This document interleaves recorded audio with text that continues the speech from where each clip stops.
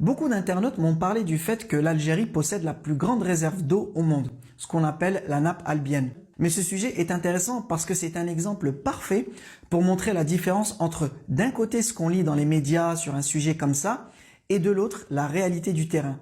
Là, en l'occurrence, il s'agit des médias algériens, mais les journaux et les médias traditionnels ne sont pas là pour vous informer en détail sur des sujets complexes. Ils n'ont pas le temps. Ils sont là pour vous donner une info en gros, en bref, et passer rapidement à l'info suivante. Et ça, c'est dû tout simplement à leur modèle économique et c'est comme ça qu'ils gagnent de l'argent. Alors, qu'est-ce que c'est que cette nappe albienne? Effectivement, il y a dans le sous-sol du Sahara une gigantesque nappe d'eau souterraine qui est à cheval sur l'Algérie, la Tunisie et la Libye. C'est ce que les spécialistes appellent le système aquifère du Sahara septentrional. Les réserves d'eau dans cette nappe sont énormes. Elles sont estimées entre 50 000 et 60 000 milliards de mètres cubes, dont 70% environ se trouvent en Algérie. En sachant que l'Algérie consomme en temps normal environ 10 milliards de mètres cubes par an, donc en théorie, cette nappe contient assez d'eau pour alimenter l'Algérie pendant plusieurs milliers d'années. Facile. En théorie. Ça, c'est ce qu'on lit beaucoup dans les médias algériens.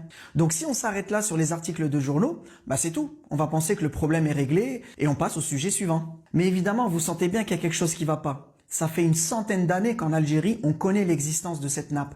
Donc si c'était aussi évident de l'exploiter, ça fait bien longtemps qu'il n'y aurait plus de problème d'eau en Algérie. Et force est de constater qu'aujourd'hui, c'est pas du tout le cas. Alors pourquoi ?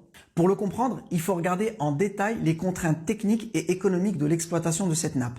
Et quand on veut des sources sérieuses sur ces sujets, on ne va pas les trouver dans les articles de journaux de quelques lignes ou à la télé, évidemment, mais plutôt dans les études techniques complètes des laboratoires, des ingénieurs et universitaires sur le sujet. Je vous ai mis en bas le lien de 5 études complètes sur ce sujet.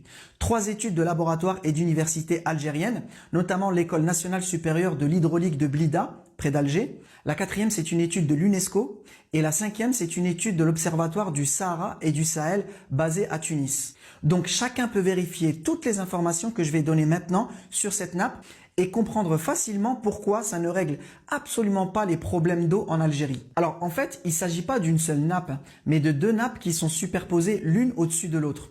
Pour celle qui est au-dessus, on l'appelle le complexe terminal. Et celle qui est plus profonde, c'est le continent intercalaire. C'est la plus grande. Et l'exploitation de ces nappes pose en réalité plusieurs gros problèmes.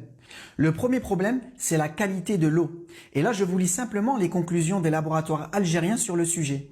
Par exemple, le laboratoire du génie de l'eau et de l'environnement de Blida, près d'Alger, je cite: « Du point de vue potabilité, la majorité des eaux de la nappe souterraine sont de qualité médiocre et donc impropres à la consommation humaine, sauf quelques points d'eau. » Autre conclusion, celle des chercheurs de l'université de Ouari-Boumedienne à Alger, en parlant des 2 nappes superposées, je cite: « Elles renferment des ressources en eau importantes dont les caractéristiques hydrochimiques ne permettent malheureusement pas tous les usages.